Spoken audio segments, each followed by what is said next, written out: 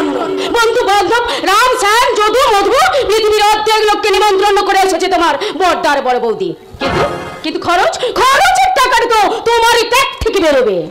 যাবে তো যাবে, আর কি করা যাবে বলো? না না না, কিচ্ছু করা যাবে না। বলি এই বাড়িতে অনাচার অত্যাচারের বিরুদ্ধে কোনো প্রতিবাদ করা যাবে না। আর তোমার বড় ওই পুরো বাবা চ্যাংড়া ভাইকে হাত করে তোমার বড় বৌদি আর বড় গেলে যেন এই বাড়ির মধ্যমণি হয়ে বসে আছে।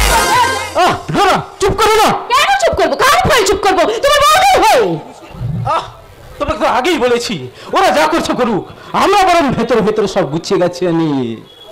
শোনো চিন্ময়, শোনো, তোমার বড় বৌদি একা এই বাড়িতে ছড়ি করাবে তা আমি কিছুতেই মেনে নেব না। আর তোমাকে যখন আমি বিয়ে করেছি তোমাকে আমি চুপ করে থাকতে দেব না। ডোরা, আমি মুখে চুপ করে থাকলেও কাজে কিন্তু চুপ করে নেই। এই দেখো, দাদার বিবাহ বার্ষিকীর কেসের ধরুন এই টাকাগুলো আমি পেয়ে গেছি।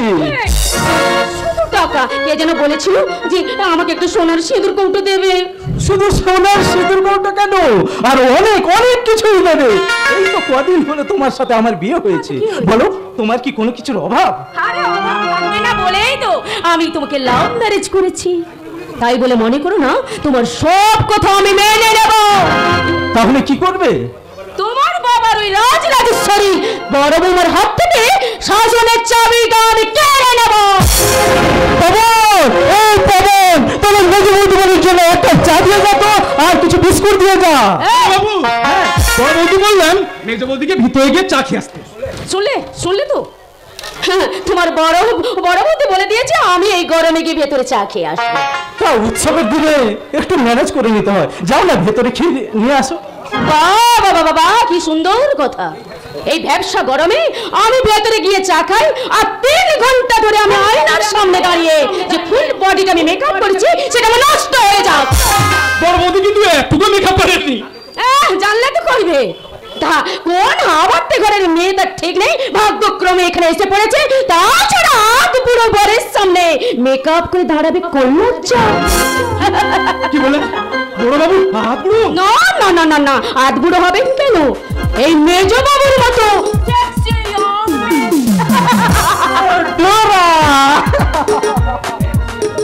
এই একটা সিগারেট দাও না, দাও না। এই ধরো ধরো ধরো।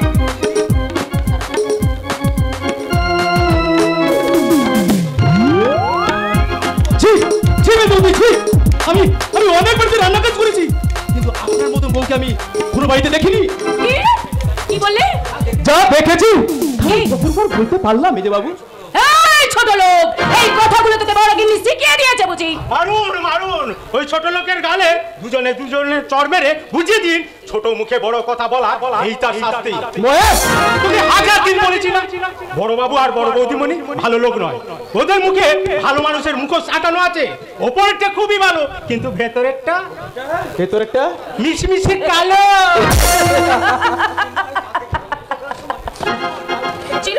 কাল অফিস থেকে ফেরার সময় না ওই মহেশের জন্য একটা নতুন জামা প্যান্ট কিনে নিয়ে আসবে, বুঝলে? দেখলি মেজো বৌদির কত ভালো মন, খুব তো বড় বৌদি বলে নেচে বেড়ায়। তোকে কি একটা জামা প্যান্টের ছিট এনে দিয়েছে? দরকার নেই রে, দিনকে রাত বলে সত্যিকে মিথ্যে বানিয়ে কার কাছ থেকে আমি পুরস্কার নিতে চাই না রে। তার চাই ভালো মানুষের তিরস্কার আমার কাছে অনেক অনেক ভালো। চিন্ময়, হ্যাঁ বলো। এই ছোট লোক ঠাকুরটাকে সামনের মাসে বাড়ি থেকে তাড়িয়ে দেবে। সামনের মাসে নয় না, আগামী কালই ওকে তাড়িয়ে দেবো। এই চিন্ময়, তুমি এত অ্যাডভান্স। ছিলাম না দাদা, তোমাকে পেয়ে এবং দেখে শুনে আমি অনেক ফাস্ট হয়ে গেছি এবং বুঝতে পারছি আমাকে আরো ফাস্ট হতে হবে।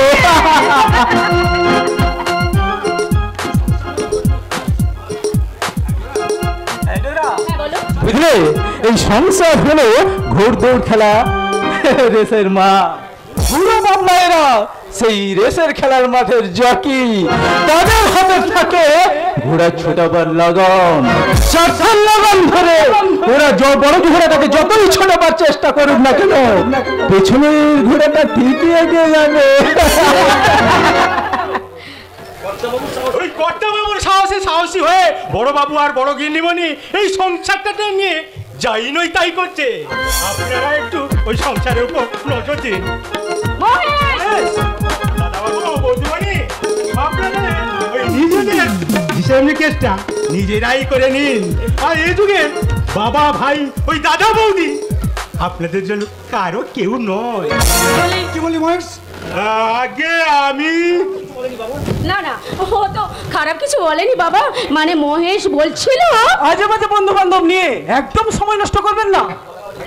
বাবা ভাই দাদা বৌদি ছাড়া আর কেউ কারণ নয়। আগে হ্যাঁ কর্তা বাবু, আমি ওই কথাটা বলছিলাম, আপনি একটু শুনতে ভুল করেছেন। আমি শুনতে ভুল করেছি? না বাবা, আপনি ঠিকই শুনেছেন, শুধু ছাড়া এবং আর এই কথা দুটো শুনতে পারলে। এই যে ওই বাবা ভাই দাদা ছাড়া আর কেউ কারোর নয়। তোমরা যখন বলছো তখন তাই হবে। হয়তো হয়তো সত্যি আমি শুনতে পাইনি। বাবা চিন্ময়, মেজো মামা, শোনার ভুলেই হোক আর বলার ভুলেই হোক কত সংসার ভেঙে টুকরো টুকরো হয়ে যায়। রামায়ণে তার জলজান্ত প্রমাণ আছে। যেমন কৈকেয়ীর কথা শুনে দশরথ রাম সীতাকে বনে পাঠিয়েছিলেন। কাল রাতে বড় বৌমা ওই রামায়ণ পড়ে আমাকে ওই জায়গাটায় শোনাচ্ছিল। বড় বৌমার কি সুন্দর রামায়ণ মহাভারত পড়ে। কি গো, ওকে বলো না। ওই রামায়ণ মহাভারত শুনেই তো বৌদি তোমাকে হাতের মুঠোই করে রেখেছে বাবা। বলেছি নয়? হ্যাঁ, চিনি তো ঠিকই বলেছে বাবা। মেজো বৌমা, হ্যাঁ, আপনার মেজো বাবা বাইরের পোশাক দেখে আপনি কি ভুল বুঝবেন না বাবা। ওর মনের ভেতরটা খুবই নরম, দুর্বল। হ্যাঁ বাবা, দিদি যেভাবে আপনাকে শাসন করে আমি কিন্তু একদম সহ্য করতে পারি না। তাছাড়া এই বাড়িতে একটা না একটা ফাংশন লেগেই আছে, যেমন এই সংসারের অপচয়। অপচয়? হ্যাঁ, এই দেখুন না, কবে দাদা বৌদির বিয়ে হয়েছে তা ঠিক নেই, তো আজ পর্যন্ত বিবাহ বার্ষিকীর উৎসব করে গোছায় টাকার অপব্যয়। অথচ বাবা আর এবং ওই যে অনুষ্ঠান উৎসব করে কি লাভ আছে বাবা? তার চেয়ে ওই টাকাটা যদি তোমার হাতে তুলে দিত। আমাকে দেয়? হ্যাঁ, আমি যখন আমার মাইনের সব টাকা আমি আপনার হাতে তুলে দিই। সুগত দেয়? না, সব টাকা দেয় না বাবা, সব টাকা দেয় না। আমি যা দিই তার অর্ধেকও দেয় না বাবা। কি করে দিবি বাবা? ওই বড়টা যে বড়দিন নামে সব টাকাটা ব্যাংকে জমা করে। তাছাড়া আজে বাজে খরচা করে টাকা উড়ায়। দেখবে বর্তা হয়তো কোনোদিন মার্ডার হয়ে যাবে। ও কথা বলিস না, ও কথা বলিস না। ওই দেখ তোর কথা শুনে আমার বুকের ভেতরটা। বাবা কি হয়েছে বাবা? কি হলো বাবা? করেছিলি যারা বাবা হয়েছি তারাই একমাত্র বোঝে রে বাবা, আর কেউ বোঝে না, আর কেউ বোঝে না রে বাবা। বাবা বাবা বাবা বাবা বাবা বাবা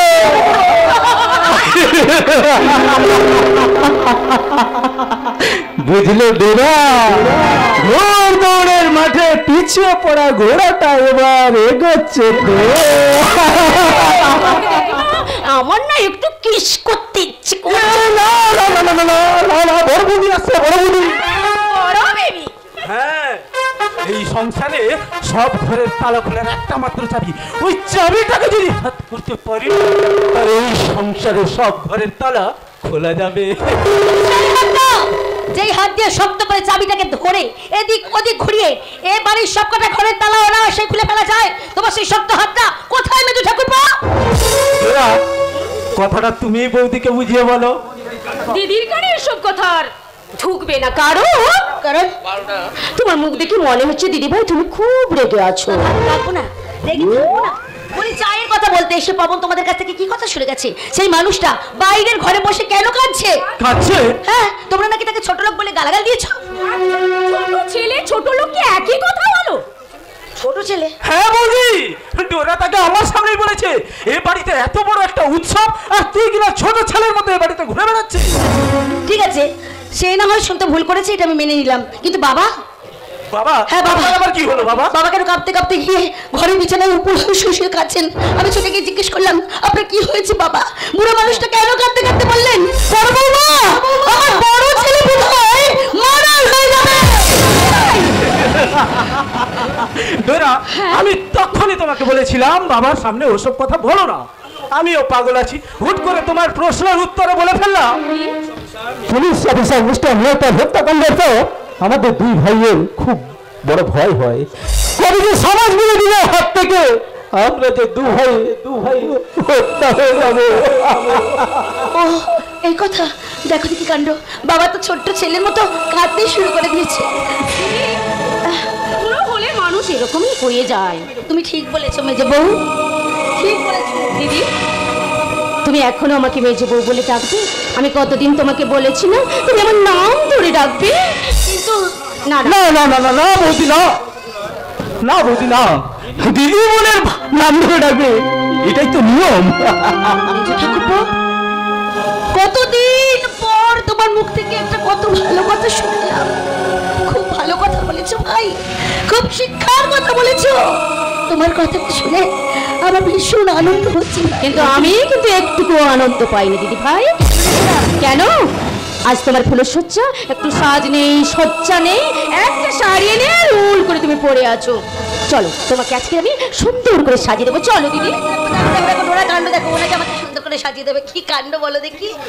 ঠিকই তো বলেছে। আরে ডোরার মতো সাজলে দাদা দেখে তোমাকে তার বয়স অনেকটাই কমে যাবে।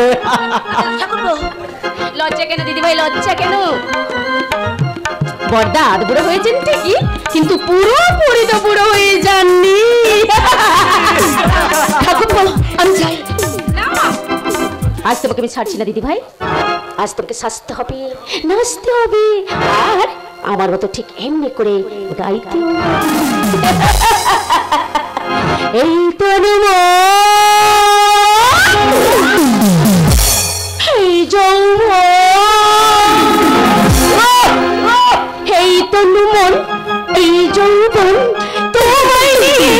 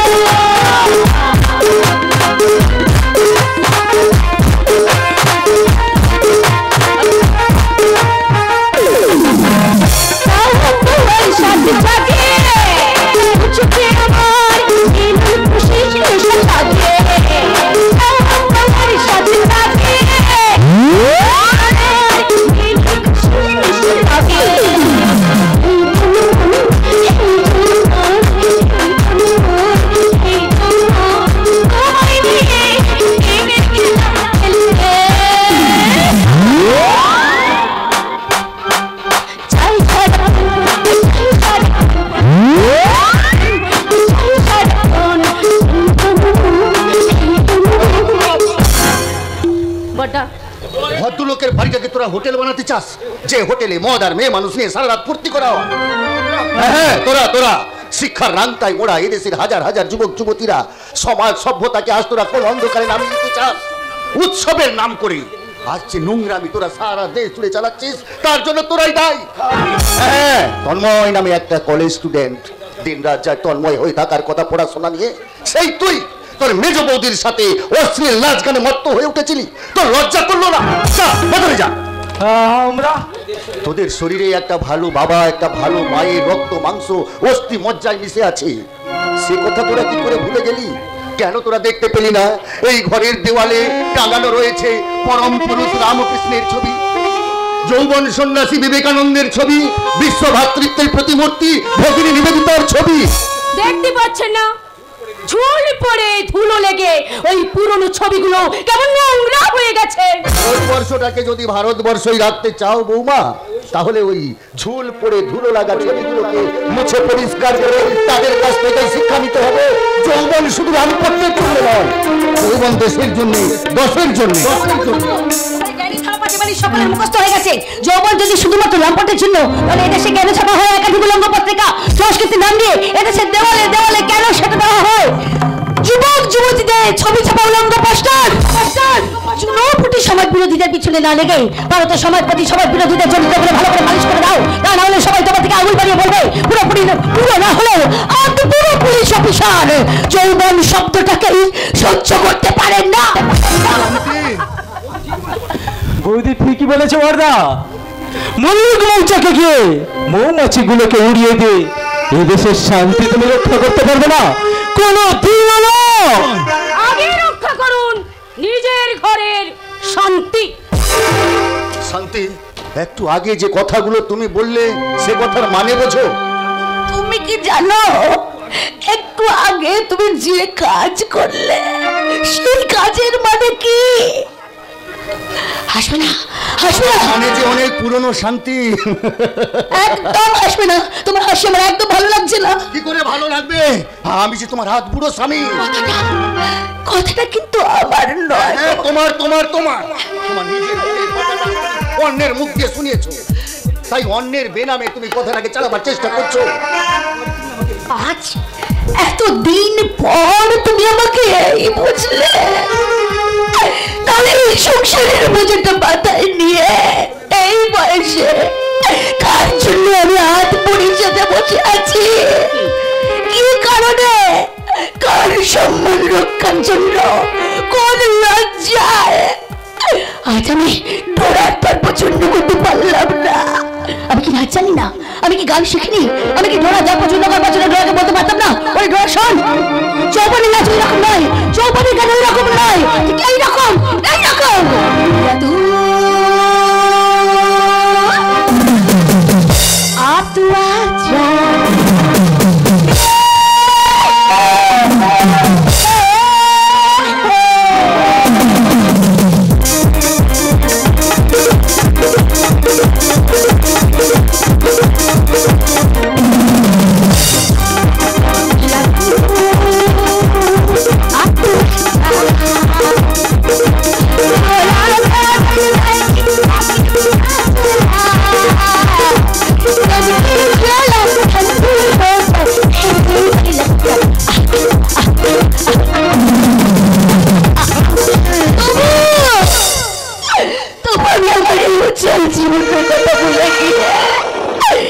স্বামী সংসারের মঙ্গলের জন্য লক্ষ্মীর কাছে দিয়ে প্রতিদিন সন্ধ্যায় গলায় আঁচল জড়িয়ে বলে, শঙ্খ বাজিয়ে মাকে ঘরে এনেছি, সুগন্ধি ধূপ জেলে আসন পেতেছি, শঙ্খ বাজিয়ে মাকে ঘরে আসন পেতেছি, প্রদীপ জেলে নিলাম তোমার চরণ ধরে, আমার ঘরে থাকো আলো ধরে, সোনালো এসো ধরো, আমার ঘরে থাকো আলো ধরে, সোনালো এসো ধরো, আমার ঘরে থাকো। শান্তি, আমার কাছে ক্ষমা চাইছো? ক্ষমা আমি তোমাকে করবো কি? বরং তুমি আমাকে আশীর্বাদ করো। অশান্তি সংসারে যে অশান্তির আগুন জ্বলে যাচ্ছে, আমি যেন সেই আগুন নিজে হাতে নিভিয়ে দিতে পারো। একটুখানি দাঁড়াও, একটুখানি দাঁড়াও। আমি তোমার জন্য কি সুন্দর করে মালা গেঁথেছি, আমি নিজের হাতে গাঁথা মালা নিয়ে আমার জীবন দেবতাকে বরণ করবো বলে। একটু দাঁড়াও, আমি আনছি, আমি এক্ষুনি এমনি ছোট্ট ছোট্ট ভুলের চারা একটা প্রকাণ্ড বৃক্ষে পরিণত হয়, আর তখনই সুবিধাবাদী শকুনের দল সেই বৃক্ষের ডালে বসে ডানা ঝাপটায়, তখন ফুল ফল সব ঝরে পড়ে। সকালে মাটিতে ঝরে পড়া ফুল হিসেবের বাইরে থেকে বেহিসেবি ভুল হয়ে যায়। বাবু, আপনার থানা থেকে চিঠি এসেছে। চিঠি? হ্যাঁ, আপনার বন্ধুর চিঠি। বন্ধুর চিঠি? তার মানে পুলকেশ আমাকে চিঠি লিখেছে। প্রিয় সুখময়, আমার স্ত্রী ও লিপিকে সঙ্গে নিয়ে আমি তোর বাড়িতে নিমন্ত্রণ রক্ষা করার জন্য বেরিয়েছিলাম, কিন্তু জানিস তো পথে দুষ্কৃতিকারীদের দ্বারা আক্রান্ত হওয়ার সম্ভাবনা দেখে আমি বাড়ি ফিরে এলাম।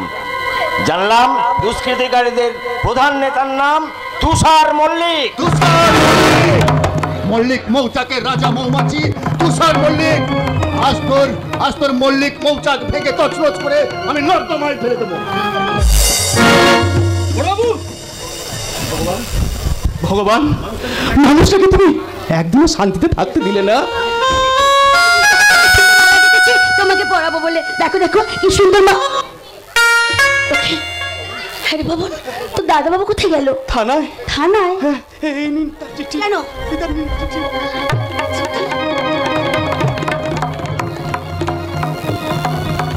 কি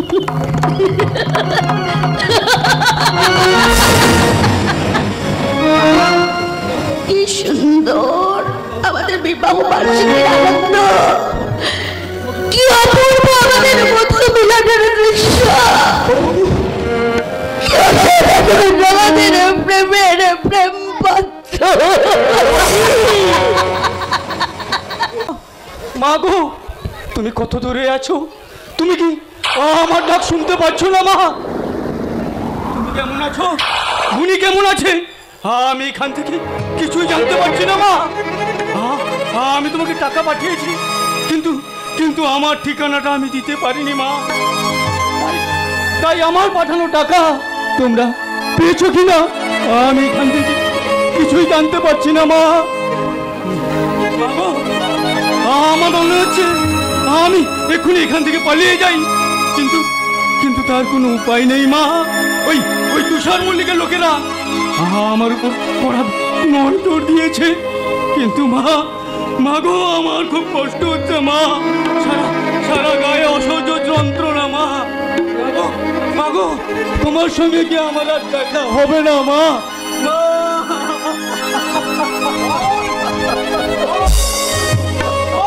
कौन है? माँ माँ करके पुकार रहा है। আমি তাপস বুঝবা জেঠু। কে বলেছে?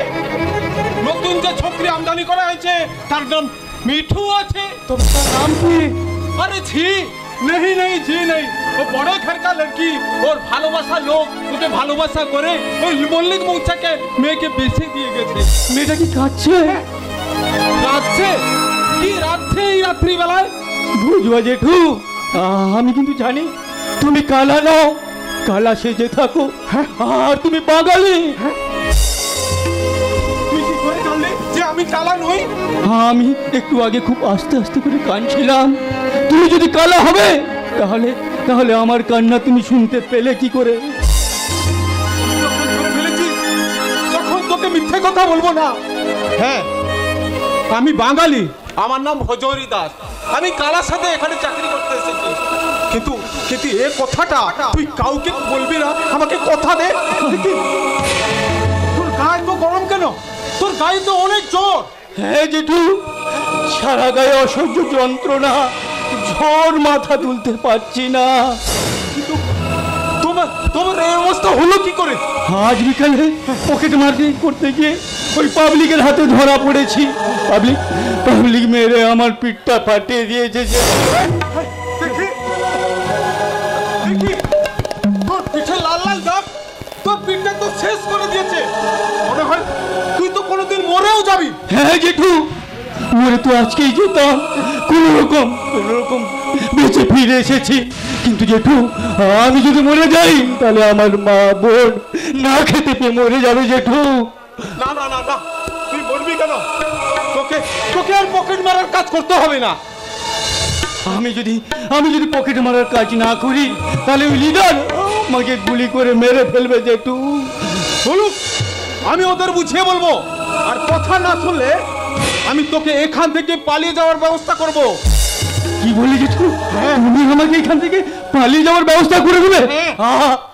আমার কি আনন্দ! আমি আমার গ্রামের মানুষের কাছে, আমি আমার মায়ের কাছে, বোনের কাছে আমি যেতে পারবো। বলো না জেঠু, আমি যেতে পারবো। যাবি যাবি, তবে সে কথা পরে হবে, আগে তোর চিকিৎসা করা দরকার। কিন্তু কিন্তু এত রাত্রে আমি ডাক্তার পাবো কোথায়? হসপিটালে গেলে পুলিশ ধরবে। তাহলে কি হবে জেঠু? আমি এই মোড়ের মাথায় একটা ওষুধ দোকানে ওষুধ নিয়ে আসছি, যন্ত্রণা কমে যাবে, কিন্তু ঘাস শুকোতে কয়েকদিন দেরি হবে। তুই তুই বাড়ি চলে যা, আমি তোর জন্য ওষুধ নিয়ে আসছি। ঠিক আছে জেঠু। খুব সাবধান, সাবধান যাবি, কাউকে কিছু বলবি না। জেঠু, তুমি আমার সত্যিকারের জেঠু। ভগবানে এতদিনে আমার কান্নাটা শুনতে পেয়েছে, তাই তাই বুঝুয়া জেঠুকে আমার কাছে পাঠিয়েছে। শয়তান তুষার মল্লিক, তুমি দিন রাত মানুষের ক্ষতি করেছো। তোমার ভালো করবে না ভগবান। যেন আসছে, আমি চুপি চুপি এই পাশের ঘরে চলে যাই।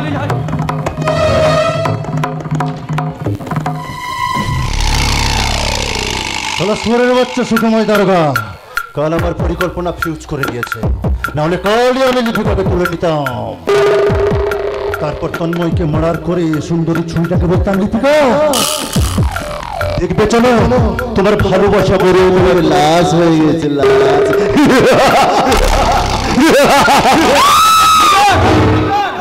দেখতেন সিরাজ, ওই শয়তানি মেয়ে দুটোকে যা বলবার আমি বলে দিয়েছি, এবার তোরা শোন। বলো বলো বলো। লিপিকাকে যেমন করে হোক তুলতে হবে, পুলিশের ভয় করলে চলবে না।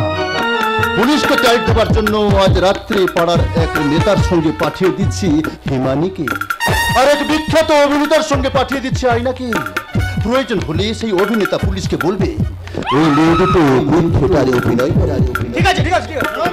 ঠিক নেই, তোরা দুজনে ওই অ্যাটাচিকে দুটো নিয়ে ভিক্টোরিয়া মেমোরিয়ালের কাছে চলে যাবি, আর সেখানে দেখবি দুটো লোক লাল আর সবুজ অ্যাটাচি হাতে নিয়ে দাঁড়িয়ে গোলাপ ফুল শুনছে। তোরা তাদের সামনে গিয়ে রুমাল দিয়ে মুখ মুছলেই ওরা ওদের অ্যাটাচি কেস দুটো তোদের হাতে দিয়ে দেবে, আর আমরা আমাদের অ্যাটাচি কেস দুটো তাদের হাতে দিয়ে দেবে। কমপ্লিট করতে হবে। চল চল চল, আমিও যাবো তোদের সঙ্গে খিদিরপুর। দেখি স্যার, আপনারা মৌচাক খেতে এলাম, মল্লিক মৌচাকের বিখ্যাত মৌচাক সন্দেশ, তার স্টকে মাল আছে তো? মাল বিক্রি হয়ে গেছে? আমরা তো কিছু বুঝতে পারছি না স্যার। কি করে পারবেন? আপনারা তো অপরাধ কথাটার মানেই বোঝেন না, তাই না মিস্টার মল্লিক? আগে না এই অঞ্চলের সাধু সন্ন্যাসী গুণীমানী ব্যক্তিদের সঙ্গে আপনাদের বন্ধুত্ব আছে, তাই না? আগে।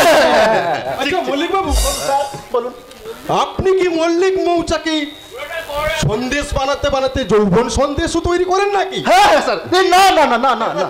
আচ্ছা আপনার মোবাইলটা দিন তো, দেখছি সোজা আগুলে ঘি উঠবে না।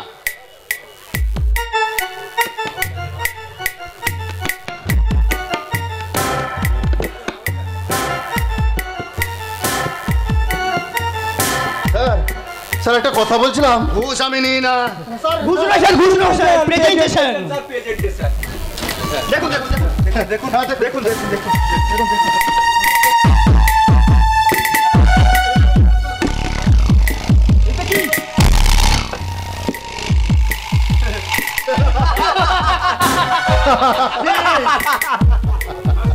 আসছিস জানুয়ারির দল, আমরা যে এই মৌলিক মৌচাক রেড করবো তা আগের থেকে খবর পেয়ে গেছিস, তাই তোরা আজও সাধু সাজবার চেষ্টা করছিস। কিন্তু আমি জানি কালও তোরা লিপিকাকে তুলতে চেয়েছিলিস, তোরাই মধুচক্রের মধু ছিটিয়ে খদ্দের ধরে আনিস, চোরা পথে বাংলাদেশে কোকেন, চরস, হেরোইন পাচার করিস। কোথায় কোথায় তোদের মধুচক্রের সেই হিরোইন আর সেই বোমা ছেলেটা কোথায়?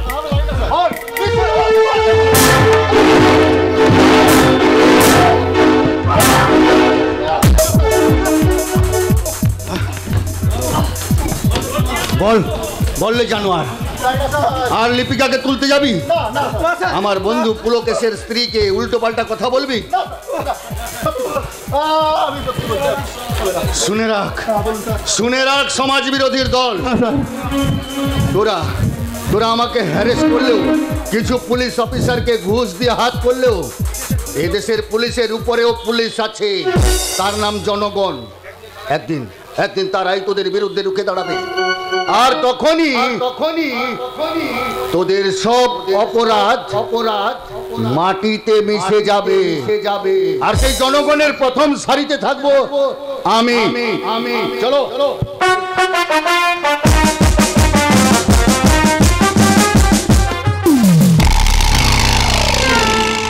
আমরা লিপিকাকে পরে তুলে নেব, তার আগে তুলে নেব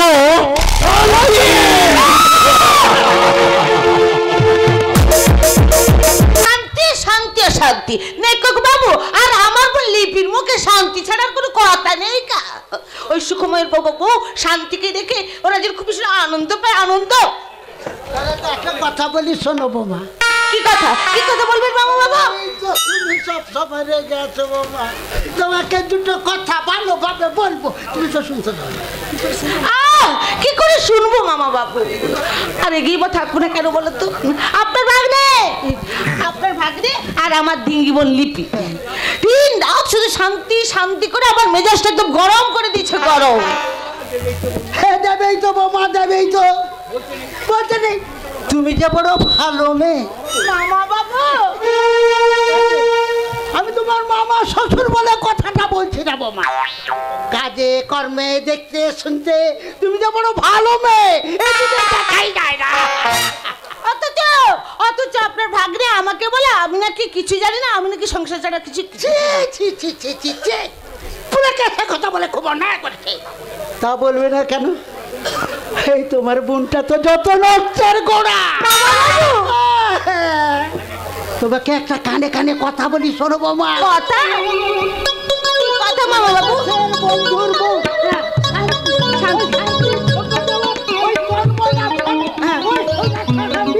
তোমার বোনটা একেবারে খারাপ হয়ে গেছে।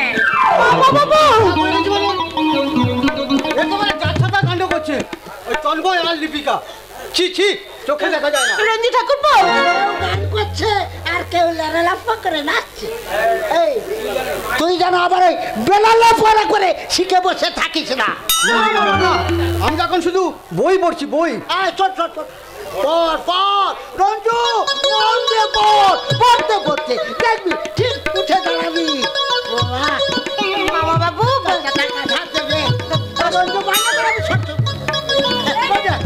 এই নিন মামা বাবু 10টা টাকা। এই টাকাটা নিয়ে আপনারা এক্ষুনি এখান থেকে চলে যান। তুমি জানো না দিদি, যারা 10টা টাকার জন্য যাত্রার নামে যাতা কথা বলতে পারে তাদের কাছ থেকে সবসময় দূরে দূরে থাকাই উচিত। সে তো বলবেই, কারণ আমরা এখানে বেশিক্ষণ থাকলে যে তোমার আর তন্ময় ব্যাপারে অনেক কথা বলে ফেলবো। আর কি বাকি রেখেছো রঞ্জন দা? তুমি যা নয় তাই বলে আমার দিদির মাথাটা তো গরম করে দিয়েছো। কি বলে? ঠিকই বলেছি, তোমরা উল্টো পাল্টা কথা বলে আমার দিদির মাথাটা খারাপ করে দিয়েছো। মামা বাবু, এই চলো তো বাবা, এখান থেকে চলো। ওই পুলিশদার বন্ধু সুকুমার দারোগা বাবু বউয়ের সঙ্গে মেলামেশা করে ওরা যেন একদম জাতে উঠে গেছে। এই রঞ্জন তোমাকে বলে যাচ্ছে বৌদি, ওই সিঁদুরের টপ্পা পড়া শান্তি একদিন এ বাড়ির শান্তি চিবিয়ে খাবে। মনে রেখো। এমন ভালো ছেলে আমার বিয়ের প্রস্তাব দিলাম, নিজে প্রস্তাব দিয়েছি, ফুকারে উড়িয়ে দিলে। মামা বাবা আপনি ও তাড়িয়ে দিচ্ছ? এতক্ষণ তো ওই শান্তির বিরুদ্ধে কথাগুলো বলছিলে। এই বোনটা এলো আপনি মতটা পাল্টে পেরে দুটো সারা করে ভালো করতে নি, বিশেষ করে বোকার ভালো। দিদি তুমি কি চিরকাল এমনি থাকবে দিদি? তোমার সরলতার সুযোগ নেই, ওরা যা নয় তাই বলে যাবে, আর ওদের কথা বিশ্বাস করে তুমি জামাই বাবুর চরিত্রের সমালোচনা করবে। তুমি কি জানো না দিদি, যারা আজ তোমার কাছে শান্তি বৌদির নামে নিন্দে করে গেল, তারাই আবার কালকে জামাই বাবুর কাছে কি তোমার নিন্দে করবে? তুমি ওদের চরিত্র বুঝতে পারো না দিদি? কি করে বুঝতে পারবো বলতো? তোর জামাই বাবুর মতো আমি কি নেকো না তোর মতো হাব নেকো? শান্তিকে দেখে থমকে দাঁড়িয়ে পড়বো? দিদি খবরদার তুই আমার কাছে শান্তি শান্তি করবি না।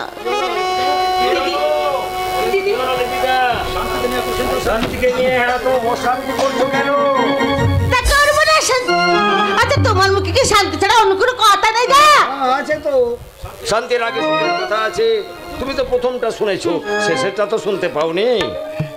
কি করে শুনবে? আরে বাবা, দিদি তো ওই কথাগুলো শুনেই ঘর থেকে বেরিয়ে গেল। দিদি তারপর আমরা আলোচনা করেছি ওই সুখময়দার কথা। সুখ ঠাকুরপো কয়েকদিন আগে মল্লিক মৌচাকে রেড করে সুখময় ওই সব শয়তানগুলোকে কিভাবে রুল পেটা করেছে জানলে তুমি একেবারে অবাক হয়ে যাবে। সত্যি? হ্যাঁ। সত্যি। আরে সুখময়দার পেটারে খেয়ে তো সমাজ বিরোধীর এক মিনিট ঠান্ডা হয়ে গেছে, তাই রাস্তাঘাটে আর কোনো ডিস্টার্ব নেই। বাচ্চা গেল সুখ ঠাকুরপো তাহলে এতদিন একটা ভালো কাজের মতো কাজ করেছে। এবার কিন্তু আমি রেগে যাচ্ছি। কেন? কেন? হ্যাঁ লিপি এদিকে এসো, এদিকে এসো। তোমার দিদিকে বুঝিয়ে বলো, আমার মুখে শান্তির কথা শুনলে ওর মনে যদি অশান্তি সৃষ্টি হয়, তারপর ওর মুখ থেকে বারবার সুখের কথা শুনলে আমার তো অসুখ হয়ে যাবে। জামাই বাবু, মানে আপনাদের দেখে মনে হচ্ছে আপনারা দুজনে এখন কর্ড লাইনের গাড়ি ধরেছেন। চেপে পড়ুন। যে গাড়িটার ইঞ্জিনটা সুখ আর গার্ড কম্পার্টমেন্টে শান্তি, আর সুখ শান্তির মাঝে এই কামরাটার নাম হলো ভালোবাসা ভালোবাসা আর ভালোবাসা।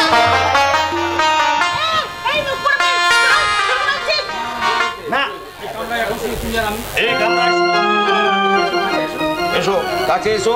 এই বাড়ি আমার বুঝি লজ্জা করে না?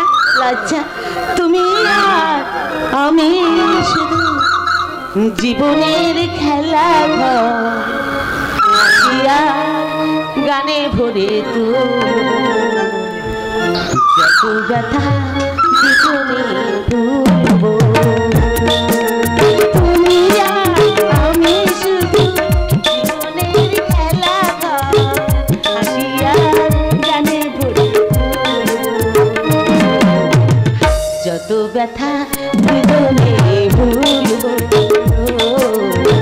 যত ব্যথা দুজনে ভুলবো যত ব্যথা দুজনে ভুলবো। না না আমার ভীষণ ভীষণ লজ্জা করছে। না না দীপিকা না। আচ্ছা বলো তো, এত লেখা কি দরকার আছে বলো তো? আমিও তো তাই ভাবি, কি হবে এত লিখে, কে করবে এই লেখা? যাক যাক সে কথা। এখন আমি যে উপন্যাসটা লিখেছি তার নাম কি জানো? কি করে জানবো? আরে বাবা তুমি কি আমাকে কোনোদিন বলেছো? আজ বলছি শোনো, আমার নতুন লেখা উপন্যাসের নাম সুখ শান্তি আর ভালোবাসা। ও বাবা, সুখ শান্তির মাঝখানে তবে ভালোবাসা আছে? তা তো থাকবেই, তা তো থাকবে। ওই লেখক পুলকেশ বাবুর নতুন নায়িকার নাম তো শান্তি হবে, কারণ শান্তিকে দেখে তুমি অনেক অনেক শান্তি পাও, অনেক অনেক শান্তি। মানে না জেনে যে কথাগুলো তুমি আজ আমাকে বলে গেলে, সে কথার জন্ম যে অনেক গভীর অন্ধকারে। আমি তো সে অন্ধকারের ঠিকানা জানি না। কবিগুরু রবীন্দ্রনাথ কেন জোড়াসাঁকোর ঠাকুর পরিবার পরিত্যাগ করে বীরভূমের প্রত্যন্ত রাঢ় অঞ্চলে গড়ে তুলেছিলেন শান্তিনিকেতন, আজ আজ আমি তা মর্মে মর্মে উপলব্ধি করছি। কি করব আমি, কি করব? তাহলে কি সুখ শান্তি ভালোবাসার উপন্যাস থেকে আমি শান্তি কথাটা বাদ দিয়ে দেব? কেন কেন আপনি শান্তি কথাটা কেটে দেবেন পুলকেশ দা? কেন আপনি সংসার আর সাহিত্যকে এক করতে চাইছেন জামাইবাবু? কেন যে হ্যাক করতে চাইছি তা তোমাদের বুঝিয়ে বলতে পারবো না। জামাইবাবু কেমন করে পারছে না সুখ, তার আদর্শ আর সমাজ জীবন একাকার হয়ে গেছে। কিন্তু ওই কিন্তুর জন্ম কিন্তু সংশয় থেকে। সংশয়ের জনক হচ্ছে সন্দেহ, আর ওই সন্দেহ হচ্ছে এই যুগের সংসারের মূল মূলধন। তাই আমার স্থির বিশ্বাস, যে মূলধন বিনিয়োগ হয় আত্মসুখের হটলাইন দিয়ে সুবিধাবাদের সেই জন্য আমার স্থির বিশ্বাস, এই পৃথিবীর মতো এমন ওষার জায়গা আর একটিও নেই। দিদির অশিক্ষা জামাইবাবুর জীবনে এক ক্লান্তিকর পরিস্থিতির সৃষ্টি করেছে। মানুষটার জন্য আমার বড় কষ্ট হয়, কষ্ট। কি এই তো নয়, এই তখন থেকে কি ভাবছো বলো তো? মানে ভাবছি কি তুমি তো সেই দিদির বোন, এরপর তুমি আমাকে ওইভাবে কষ্ট দেবে না তো? আমাকে দেখে কি তোমার তাই মনে হয়? ফুল দেখে কি বোঝা যায় তার ভেতরে পোকা আছে? কিন্তু চাঁদ দেখে তো বোঝা যায় তার আলো কত স্নিগ্ধ। এই জনমে আমরা আছি, আর জনমে থাকবো হৃদয় ভরে রেখে প্রাণের ছোঁয়ায় ভালোবাসা তুমি থাকবে আমার।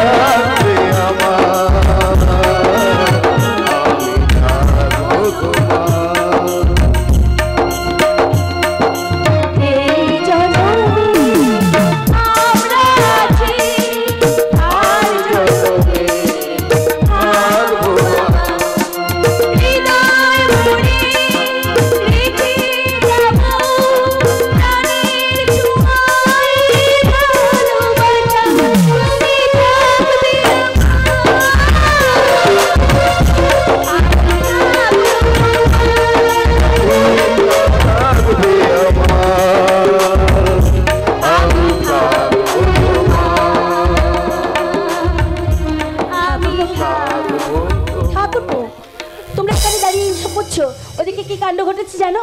কি হয়েছে বৌদি? ওষুধের দোকান থেকে বাবার জন্য ওষুধ কিনে যে আমি একটু বাইরে এসে দাঁড়িয়েছি তখনই একটা গুন্ডা মার্কা ছেলে আমার পাশে দাঁড়িয়ে বললো, বললো শান্তি বৌদি আপনি দারোগা বাবুর বউ হয়ে নিজের হাতে বাজার করছেন, 3 লাখ টাকা আমাকে দিন। আমি তার কথা না শুনে ছুটে গিয়ে স্টেশনারি দোকানের কাউন্টারে গিয়ে দাঁড়ালাম। ঠিক তখনই একটা গন্ডা সন্ডা মার্কা ছেলে গায়ে চপ্পর বক্কর জামা আমার পাশে দাঁড়িয়ে আমাকে বললে, না না সে কথা আমি বলতে পারবো না, বলো লজ্জার কথা, বলো অশ্লীল কথা। আমার মনে হচ্ছে ওই লোক দুটো আর কেউ নয়, ও তুষার মল্লিকের দলের লোক। জানোয়ারগুলোর এত সাহস, এসে তো বৌদি চিনিয়ে দেবে। তারপর দেখছি জানোয়ারগুলো কতখানি মায়ের দুধ। কেন যাবে না? ঠাকুরপুর সঙ্গে আমিও তো যাবো, সেই গুন্ডাগুলোকে আমি ওকে চিনিয়ে দেবো। যদি সার্বিকভাবে অপরাধীদের চিনিয়ে দেওয়া হয় তাহলে অঙ্কুরেই বিনাশ হয়ে যায় ওই বিষ বৃক্ষের চারাগুলো। সম্পদ নিজের ঘাড়ে তুলে নিয়ে দিনের পর দিন তোমরা মেয়েরা অনেক চলবে, কিন্তু আর ভুল করলে চলবে না। নেবে এই পুরো শাসিত সমাজ ব্যবস্থায় মেয়েরা যদি নিজেদের ইজ্জত রক্ষার দায়িত্ব নিজের হাতে তুলে না নেয় তাহলে দেশের পথে ঘাটে প্রকাশ্য দিবালোকে হাজার হাজার দ্রৌপদীর বস্ত্র হরণ করবে আজকের এই এদেশে কি আইন নেই? আইন তো বৃদ্ধ পিতাধীত রাষ্ট্র। একবার তুচ্ছের গালে চুমু খায়, একবার যুধিষ্ঠিরের গালে চুমু খায়। তাছাড়া আইন যদি বটগাছ হয় সেই বটগাছের তলায় চড়ে বেড়াচ্ছে একদল চড়ি ছেঁড়া ছাগল বেড়া ছল। গাছ থেকে একটা পাতা খসে পড়তে না পড়তেই সেই আইনে গাছের পাতাগুলো চিবিয়ে খাচ্ছে ছাগল ভেড়ার দলগুলো। অবাক হয়ে কি শুনছো বৌদি? চলে এসো আমার সঙ্গে। না তুমি যাবে না, তুমি ওদের চিনিয়ে দিতে পারবে না। কেন পারবো না? কত সমাজ বিরোধীকে তুমি চেনাবে? তুমি কি জানো আজকের সমাজে যারা মধ্যমণি হয়ে বসে আছে তারাও কি কম বড় সমাজ বিরোধী? কেন আপনি আপনার সাহিত্যে লেখেন না এদেশে যারা রাজনীতি নিয়ে ব্যবসা করছে তারা সমাজ যে শিক্ষক প্রশ্নপত্র ফাঁস করে যে হাজার হাজার টাকা ইনকাম করছে সেও সমাজ বিরোধী। এদেশে শান্তি রক্ষক পুলিশ, যে পুলিশ ঘুষের পর ঘুষ নিয়ে শান্তি রক্ষণের নামে শান্তি ভক্ষণ করে, তারাও সমাজ বিরোধী। আমি লিখবো। লিখুন সাহিত্যিক লিখুন, কাব্যে সাহিত্যে নোভেলে নাটকে যাত্রাপালার দৃশ্যে লিখুন। যে ডাক্তার 1 ঘন্টায় 100 রোগী দেখে টাকার কুমির হয়ে বসে আছে সে সমাজ বিরোধী।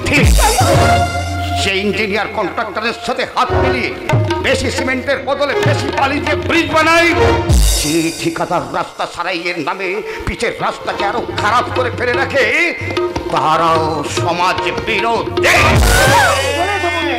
আমি লিখবো মিথ্যা মামলা জেতায়, ব্যারিস্টাররা জজ সাহেবদের ঘুষ দেয়, ব্যবসাদাররা খাদ্যে ভেজাল মেশায়, মেয়েদের অশ্লীল পোশাক পরানোর জন্য যারা নিত্য নতুন ডিজাইন বার করে, যে সাহিত্য লেখার ছল করে অশ্লীল কাহিনী রচনা করে মানুষের চরিত্রে ঢুকিয়ে দেয় সমাজ বিরোধীর ভেজাল। এই সব শেষে লিখলাম সেই সব সমাজ বিরোধীদের বিরুদ্ধে প্রতিবাদ না করে যারা নির্বিচারে প্রশ্রয় দেয় সব চাইতে বড় সমাজ বিরোধী হচ্ছে তারাই। তাই আমার এই সুখ শান্তি ভালোবাসার উপন্যাস থেকে আমি শান্তি কথাটি কাটিয়ে দিলাম।